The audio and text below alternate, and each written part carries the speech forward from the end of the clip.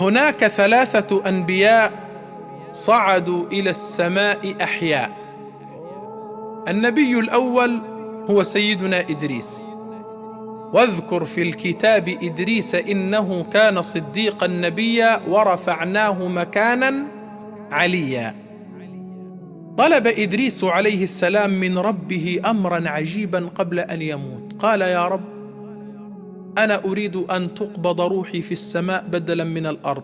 فاستجاب الله له، رفعته الملائكة إلى السماء وقبضوا روحه في السماء الرابعة. النبي الثاني الذي صعد إلى السماء حيا هو سيدنا عيسى بن مريم، بل رفعه الله إليه، وكان الله عزيزا حكيما. النبي الثالث هو سيدنا محمد، صعد إلى السماء في رحلة المعراج ورجع إلى الأرض مرة ثانية.